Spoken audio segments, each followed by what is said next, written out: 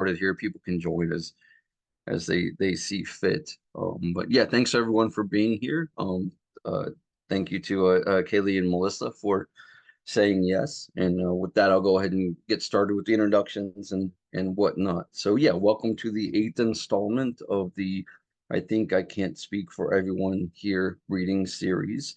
This is a reading series for writers, people who have written, are writing, who I think should be writing. Though poetry is my way of kind of asking the answer, what makes, God turn blue?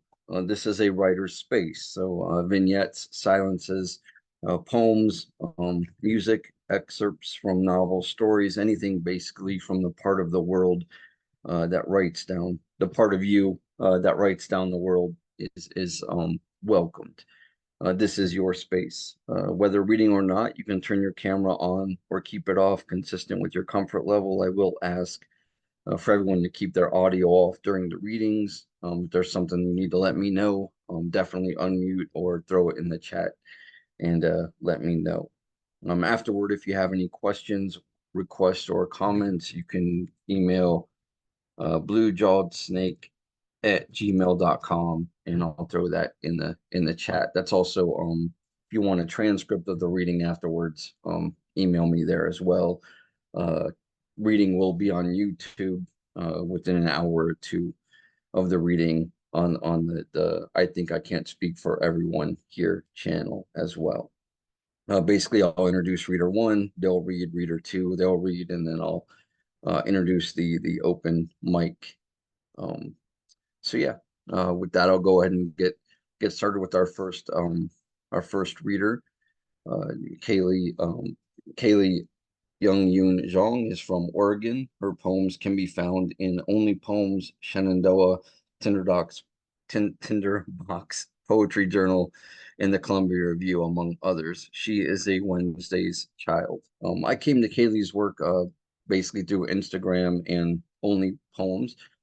Just felt their poems ripped place from commonplace and gave kind of damnation the distance it needs to rebuild what being condemned means, maybe to the body, the now, the anatomy of being the future. And with that, I'll go ahead and give Kaylee the spotlight. Thank you so much, Martin. I feel so seen by what you said about my work, and just really honored to know you, to know your work, and to be a part of this series. I'm actually in Oregon right now. I hope it's not too loud where I am. I'm outside. But yeah, I grew up in Oregon, and so I guess the poems I wanted to read today were all like written in Oregon. They're not necessarily about Oregon, but have to do with family, have to do with just growing up here, my life here. But yeah, I guess I'll start with one I wrote, one of my very first poems I ever wrote, maybe like 3-4 years ago, called like Andalusia 2009. Can everyone hear me? Awesome. Okay. A documentary about Spain on the TV. My mother is dreaming of a life to end her own, and though she has never said so, for the last 7 years it has all been my fault. I got my money's worth with you, she said, staring at pink and red hills. I believed for the longest time that in Spain the sun was always in the middle of setting. I believed for even longer that all TV was about Spain, except for the ads, which I liked, but made my mother cross, saying, "We use blood, hair, saliva samples to determine your body's own most efficient methods of loss. We got him $700,000. I'll tell you how right after this." But there was never a right after this, only more Spain, more laxative tea, more Spain. My mother's perfect life on commercial break forever, my perfect life standing next to it, too afraid of starting a fight on accident. But it's thinking of science programs. It's thinking of Mars. It's thinking of being next door neighbors with the planetarium, spending all day looking up, only going home for 3 square meals. Someday I will write no journals, only grocery lists. I will live on that hill everyone keeps dying on. My mother has loved Spain as long as I have been holding my breath. It has been so long and so long. The next one is also one that I wrote like before I knew I even liked writing poetry. and just kind of came out of me one day in my freshman year of college, and I was like, I guess this felt awesome. Um, I want to do this more, but yeah, it's called Second Date. Um, yeah. Let's do it again, except for the part where I threw up. It was fun, except for the part where you had a name and I had to say it out loud before swallowing it. I had such a good time at the museum and then the cemetery. We kissed in front of so many dead things, and that one song you hate kept playing. But it's Friday. I'm allowed to love you. I'm allowed to scream about this hand in my hand. I'm allowed to wear it like a fucked up tattoo I still love and paid the full price for, even though you're still in love with one boy and 16 different girls. Even though I know how to say no now, but I couldn't do that to you now, could I, baby, sweetheart? I know bus drivers are allowed to kill 3 people a year. I know this isn't just a bus I'm driving. I know you're not a big statue architecture guy, but see that marble column over there? Yeah, it says it once stood 18 feet high in some Greek dude's temple. Oh, if only we had met for the first time wearing white sheets. This could mean ancient Greece or Halloween. You said you'd love me with only 2 holes cut out for my eyes. Or the hospital where my brother was born, where my best friend died, where I asked my life to marry me and it said, "Can I get back to you?" Where I spread my legs and cried, not because some boy's teeth fucked me up, but because I didn't know bruises came in yellow, and until then, I thought I knew everything there was to know. In the bathroom mirror, I had never looked so beautiful as I did in my shitty blue gown. I will be honest with you the way you are honest to the cop when you're fighting many small fights with the boy you love, and all you want to do is go the fuck home, man. I just want to go home. I love you the way light loves distance, the way Buddy Garrity loves football, the way Grass loves a used condom, the way Selena loves Barnes, the way all injury lawyers love 8 and 0, the way white men love themselves with all of God's heart and sing about it on K-Love Live. I'm coming as I am, the only way I can. I know you want my heart. And this is the last one. The way we make things nicer for our kids. Don't feed a fed horse 2 birds, 1 scone. They hate the hiccups, but love the feeling of knowing someone is thinking of them. This is the science of love, the exact science of love, where our diaphragms try and fail to jump out of our stomachs and tell us to give our life away. And if we do, you will sleep on the old couch in our living room. I will dress conservatively. I will say I'm going to plant sunflowers, then run out of time, running out of subways and doctors' offices and outstanding charges until we have a drink and think, what if we become? And then, what if we become? But in the industry, this is a success story. Our tombstone will have only our names printed next to each other, like a blessing to all those diehard kids who'll kiss on top of it. They don't know how to love and never will, and that's the kicker. I love you, it is never enough. I just have one more. I hope it's not too loud also. Um, there's a lot of music playing. But yeah, I just have one more. And this one also kind of thanks, Marty. It also just kind of came out of me one day in college. And I think at that point I was feeling like maybe this wasn't meant for me, or maybe I wasn't, maybe a poem was something that only happened to me like once every few years, and that's fine. But I think this is the poem that got me really writing again. Yeah, over one winter break. Just feeling it. But yeah, this is my last one. It's a little long. It's called In a Dream I Watched UFC with You. When I look at you, I think revolutionary thoughts like that people go home to their houses and are happy eating dinner with the family they've always wanted and want nothing more. I imagine an irrational future for the first time, and it scares me, like how the fighters on the screen hug each other in tears after beating the shit out of each other just moments before. Is the second most beautiful thing in the world to sitting on this couch in this apartment that will not be yours someday, watching UFC fights, listening to you tell me how before the moment of the fight they watch hours and hours of videotapes, memorizing the movement of the other's body in relation to other bodies. I don't say anything because to say it's like love would be too on the nose. And plenty of things can be like love anyway, like how I only like UFC when I watch it with you, like moving the head to meet the punch. When we learn it's called slipping, I say, what a good word. No other word could ever be as good for what they do. I say, there's this Frank O'Hara poem where he says the tide is like a rug slipping out from under us. And you look at me and say, is it about the ocean? I love the ocean. I say, I know, that's why I'm telling you, even though that's a lie. I meant that loving you is like imagining how your fist will move towards my face and moving with it so it still hurts, but hurts less, or at least in a way I already know about. But sometimes lies are more true than the truth, like how they say no one can die at Disneyland. because they shuttle the body out as fast as they can before pronouncing them dead. And you say, so you're saying if I want to be immortal, I should just live in Disneyland? But no, your death certificate will just say that you died just outside the borders of the happiest place on earth. Immortality is disappointing like that, all that forever. I'm thinking I'm like Disneyland. I'm thinking about the stupid amusement park of my life and all the dead bodies being rushed out of it who all paid for a ticket for the moment at the top of the roller coaster just before it goes down, believing it's worth it to spend a day standing in lines to do it again. Before the ecstasy, there's everything before and after. And I guess we just have to live with that, though some people are better at that than others. I'm not, and I know it. At the end of the day, I keep playing slow music through the park, trying to convince everyone not to go, to make sure they buy something they can show their friends to prove they had a good time. Knowing eventually the gates must close so the cast can go home to eat dinner with the family they've always wanted and want nothing more. Yes, I had forgotten, even the actors have real lives, and I wanted that. I wanted to go off stage. I wanted to take off my costume and climb into bed. I didn't want to be a princess, only an actor playing a princess who knows what her real voice sounds like, lighting up in the employee bathroom with her friends, like WWE, where everyone knows what's going to happen. The first time we watched it, I said, what I don't get is why watch it if the outcome is already planned? If the bell toll means the Undertaker is coming out, and it's not even death, just a guy in a ridiculous hat. And you said, why watch anything at all? Look at how much fun they're having. Look at how ridiculous they're being. Oh, I would have a love like a 309-pound man with a stupid stage name climbing a barbed wire fence for no reason. A love rehearsed 1,000 times. They're in on it.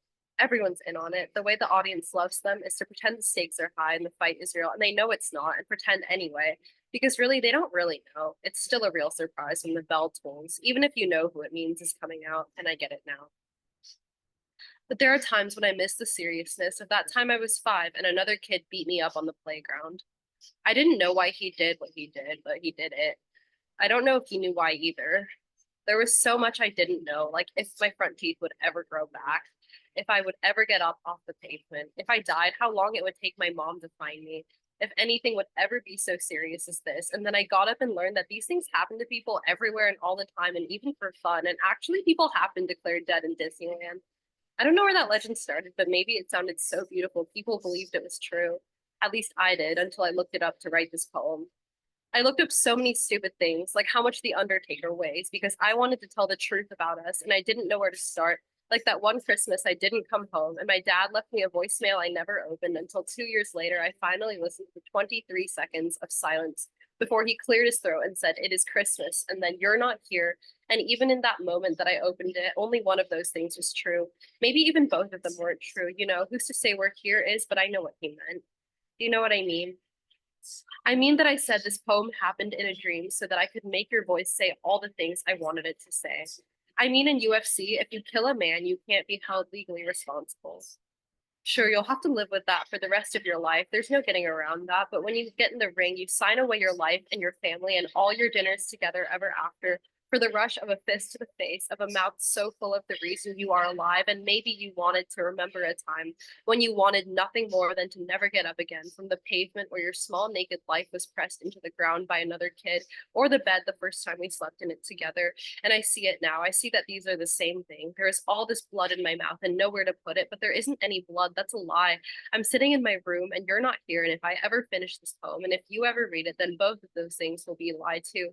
And I just want to say one true thing I know to end it, but it's private like death, like the inside of the mouth, like your handwriting, like the time I told you I had a secret, but I couldn't tell you what it was, only that it was there and sitting in that room with us, like the one person in the audience smiling, watching us prove to each other how many past lives we spent learning about each other to arrive at this moment to duke it out in the room.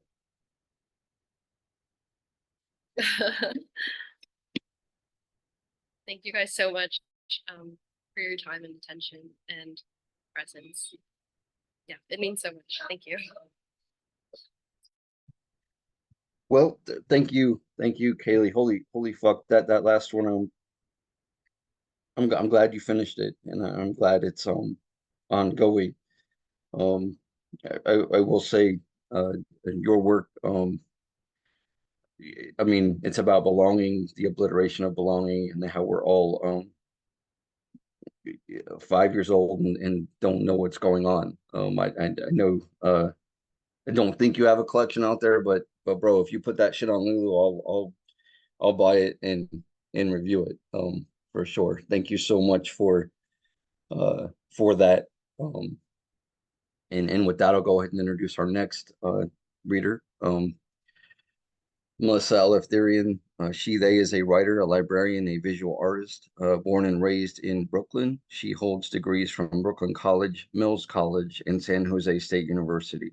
They are the author of two poetry collections, Field Guide to Autobiography from the Operating Systems 2018 and Gutter Rainbows from Quarencia Press 2024.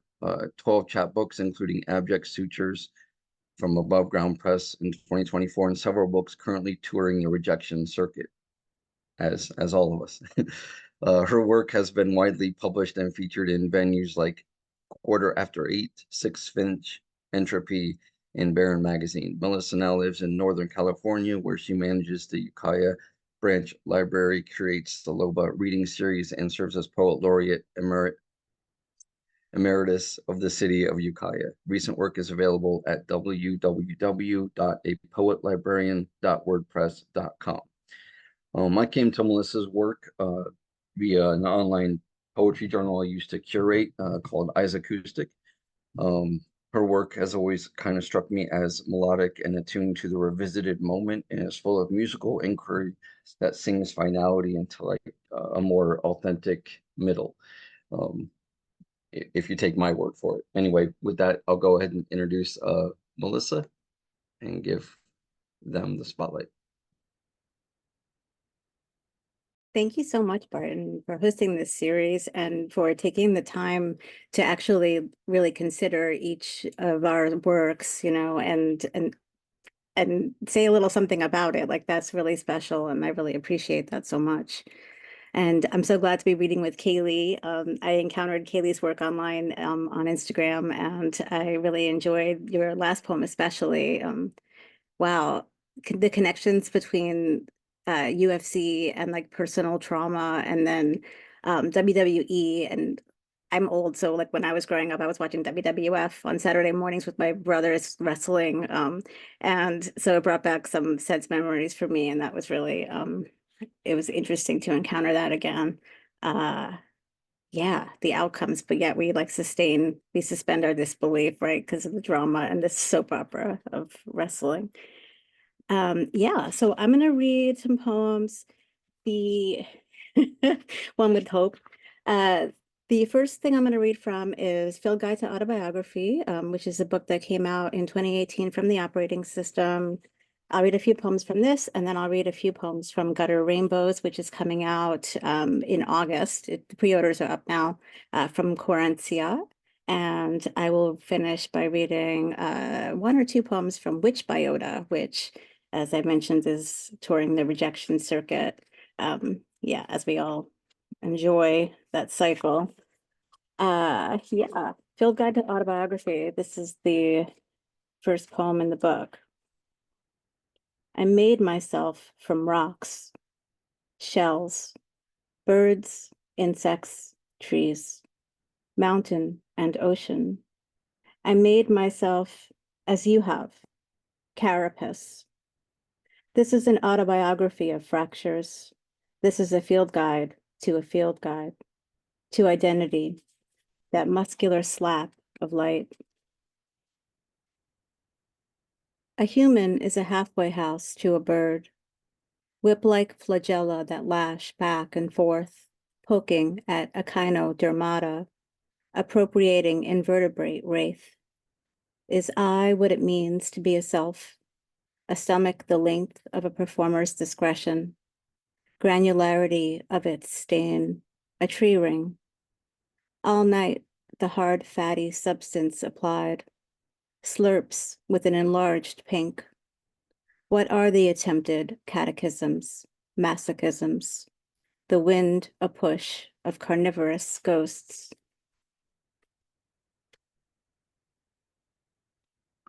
I'm going to skip around a little bit. This is abalone. I read a lot of poems about shells and rocks and some birds. Abalone. Aperture. a nacre of unraveling. For man-made food or jewelry, a stained rainbow, iridescent rib, a flesh shell takes with air, variable openings feathered in the rough, a scaly convex. The shiny inside breathes, a pulsing shimmer, lust disguised as dreaming. And I write poems about insects. And this is one of them. Katie did. In high-pitched lisps or ticks, sings only at night, dorsal, arboreal, in the trees, of the trees, fine hairs, horizontal, slender antenna. Katie did, Katie didn't. And this is the last poem I'll read from Field Guide, Capitalism's Echolocation. I shall burn the fat thigh bones. Larvae feed on dried materials. The act of emancipation. Tiny flowers under a microscope. I confess, all stages are predaceous, deep in mammal feathers, introduced in wet places. Not an algae, but a community of animals. Use your soft hands, the ferocious few or no scales on wings. I have taken off my skirt, a surgical colony, alphabetical assembly. At night in grassy places, a warren of robots, ducking in the hairs of copulation. And I'm gonna pull up, I don't have my copies yet of Gutter Rainbows, so I'm gonna pull up a document. All right. So this is the poem that opens the book, Brighton Beach. I write a lot of poems about Coney Island too. It's really like a formative place for me. Brighton Beach. Brighton Beach is not in Coney Island, but it's near Coney Island, so that's why I kind of relate the two. Sea-worn glass smoothed by ocean mouth. We wandered into your opening for so long, we forgot streetlight curfew. The gunmetal tied an invitation. I swam in the hot sludge of summer, swirling styrofoam, oily with hair gel, and the grit of defiant refuse. I refused. The heat between my legs a warning. My kindling was my own heart. Little lit matches held, chamber by chamber. Green glass flowers fleshed from the portal's eye, ravenous, in pieces. The stems littled, silenced sepals up the steeple. Up they wilt, skinned pinafores, gash of pigtails, murmurs and decay. The ditch calls. Blister. Pink ditch in wilderness, gash in the ground. Damp and rent with salt. No one owns a body.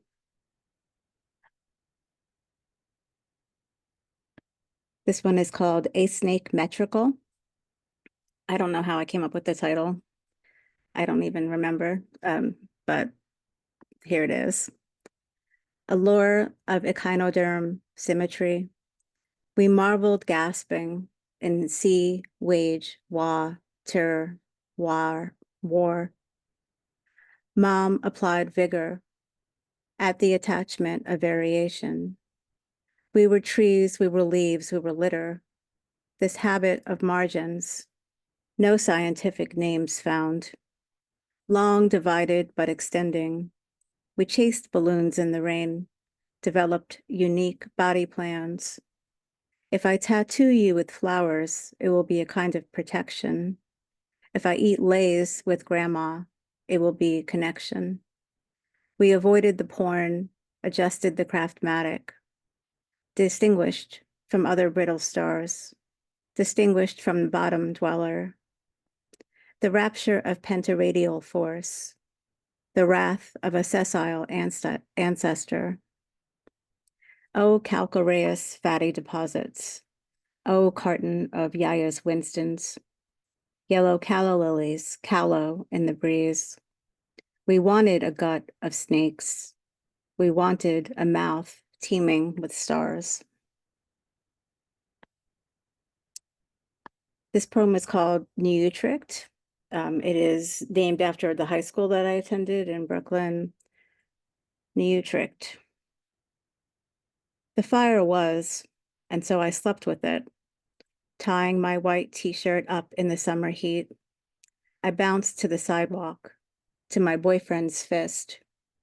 You're not a guy. It's different. Girls have to wear shirts. The vertigo. Why this kind of fire? I was myself until I was a self being myself. Avoid self, fill the boyfriend hole, the eye I tucked and tucked. Do I really have to use a condom? He stole in and astride my sleeping cadavered torso. In slumber, I called to I. Murmurs, warm, murmurs, force. I came up to the knife, flipped his angry, purpled body beneath mine, and taunted his freckles with the blade.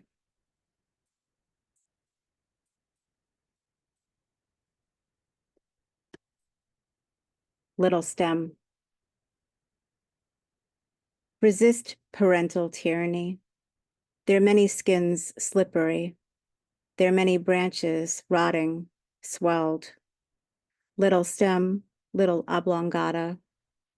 Little combat flower. Be strong in the overture. In the wave crash, too many shouting men. Be strong, be bold. Yes, yes, little feral, moving into yes light, the wolf, the war.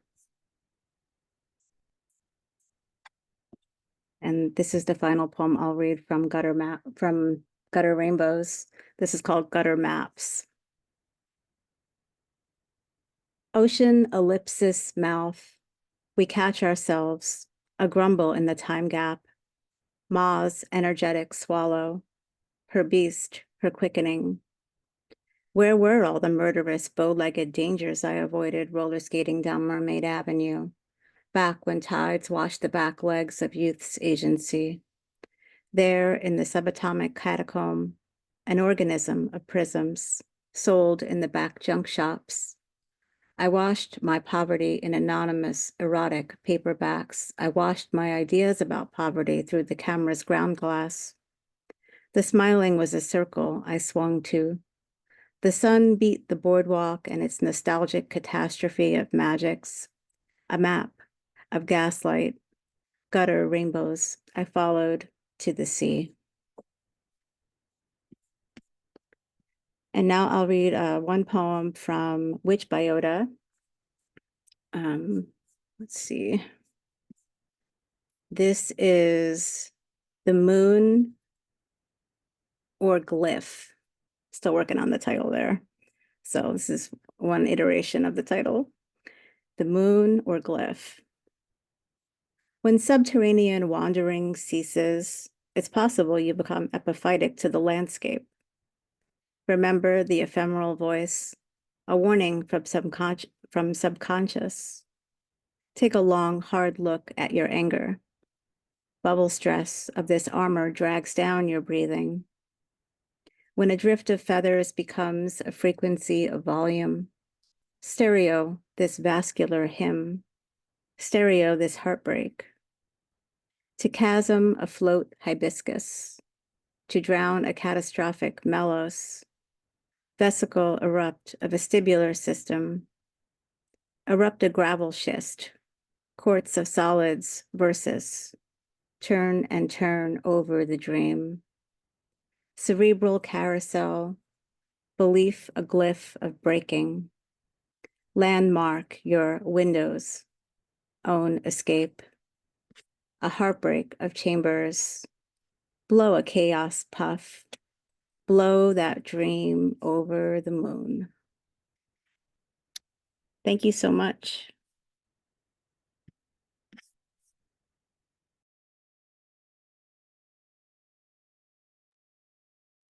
Thank you, Melissa. That was beautiful. Uh, yeah, it's interesting when you mentioned not remembering why you made that title. I think of how, or even um, when you had to look up your own work because you don't have the book yet. It's interesting to me how often publishing removes access to our own work from us, and then oftentimes we think we're in control of uh, these random things, but you know, titles and things like this give us a portal into accessing memory that and sometimes we don't remember what got pressed um to get us there, which is kind of, I think, the essence of poetry. um and it's interesting when you know things are said out loud, and you're new to someone's work or whatever, and you're trying to catch up on things, and everything's kind of, you know, not in front of you. But I do like um poetry spoken aloud. You can pick up on things and stuff. And you had one line where it's like, your smile, a circle I swung to. Um, and yeah, that kind of stilled me, and then kept me from continuing, which is sometimes I think the point of poetry as well. Um, yeah, I probably got a little too whatever off there, but that's why I love these things, and I thank you both for being here, and thanks both for saying yes. Everybody here or not here, or who's going to be here later, please seek out their work and support their work when it's there. Um, uh, with that, it didn't actually. We had some open mic people, and I don't see that they're here. Um, if anybody wanted to read for the open mic, you can just throw it in the chat now. Otherwise, I have a couple of things I'll read if yeah. So yeah, I have a couple work from some other things I've been reading lately. John Gallagher, a poet who I've only recently come to. He has a collection called My Life in Brutalist Architecture. Looks like this. Um, it's kind of a narrative work about what it is to be adopted and not know certain things about identity. But he has a poem. He has a poem in here called "From the Map of the Folded World." Um, I'm old, so here we go. Lichens can survive in space. I'm reading and I feel a wave of kinship with lichens, so I look them up, and I'm not all that confident I know what they are. Turns out they're compositisms in a mutualistic relationship, and I feel a metaphor coming on, which I resist. It's important to resist metaphors when you feel them coming on, or you might end up on a motivational poster in a workstation, some manic pluralism that collapses to homogeneity. These relationships are also a problem in outer space as the bacteria in our gut changes there, and that could be a mutualistic big problem, or who knows, maybe not a problem at all. Maybe the trillions of bacteria traveling with us would love the change. It's like saying, I'm reading this poem right now. The reality is more complex, or like saying, I like marshmallows because death. I like a lot of things because death. In fact, liking things is only possible because death. But I'm not going to thank death for it, so I'll live like that. Then the great literature steps in to say nothing is permanent and disappears. We evolved to be lonely, the thinking goes, us together. My birth mother lives by herself and reads and keeps the TV on. We say we're ready for the mountain. Look at all this stuff. But we're not ready for the mountain. When you get there, you realize you've never seen a mountain before, and you've never been this alone. All right, with that, I'll thank everyone for being here and let everybody get out of here on the tail end of the weekend here. This reading will be on YouTube on the channel in about an hour or so. Again, thank you so much to the readers for being here. And yeah, thanks a lot. Love y'all. Can't even